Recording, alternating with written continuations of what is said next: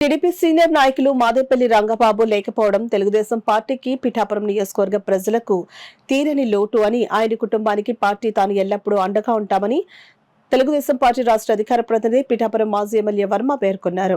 గొల్లప్రోలు మాజీ జడ్పీటీసీ పిఠాపురం వ్యవసాయ market committee మాజీ చైర్మన్ దివంగత మాదేపల్లి రంగబాబు 9వ వర్ధంతిని గొల్లప్రోలులో తెలుగుదేశం పార్టీ నాయకులు కార్యకర్తలు అభిమానులు నిర్వహించారు.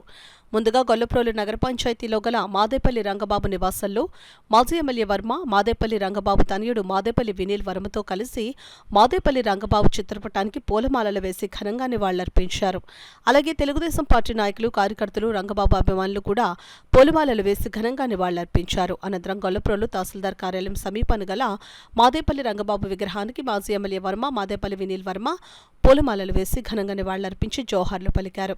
అనంతరం నిరుపేదలకు మాజీ ఎమ్మెల్యే వర్మ మాదేపల్లి వినీల్ వర్మ చేతుల మీదుగా బట్టలు పండ్లు అందజేశారు. ఈ సందర్భంగా మాజీ ఎమ్మెల్యే వర్మ మీడియాతో మాట్లాడారు. ఈ కార్యక్రమంలో టీడీపీ గొల్లప్రోలు పట్టణ అధ్యక్షుడు గుండ్ర సుబ్బారావు, సీరం మాణిక్యం, బస్సా సత్యనారాయణ, చేదిరోడు సత్యనారాయణ, కటారి బాబ్జీ, నాగేశ్వరరావు తదితరులు పాల్గొన్నారు. ఎప్పుడు కూడా పార్టీకి వెన్నంటే ఎంతమంది ప్రలోభాలు పెట్టినా సరే జిల్లా పరిషత్ టైంలో కానీ పార్టీకి వెన్నంటే ఉన్న రంగబాబుని ఎవరు కూడా మరలేము. అందరికీ కూడా చిరస్థాయిగా గుండెల్లో ఉన్నాయన. ఆయన ఆశయాల ప్రకారం గొల్లప్రోల్ని ఎక్కడికక్కడ అభివృద్ధి చేశాం. మరి ఆ టైంలో ఏలేరు ఫేస్ 2 తెచ్చాం. జగన్మోహన్ రెడ్డి ఆఫ్ చేశాడు. అలాగే గొల్లప్రోలు వాటర్ స్కీమ్ తెచ్చి పైప్ లైన్లు స్టార్ట్ చేశాం. పైప్ లైన్లు పూర్తయినాయి. మిగిలిన కార్యక్రమాలు జగన్మోహన్ రెడ్డి ఆఫ్ చేశాడు.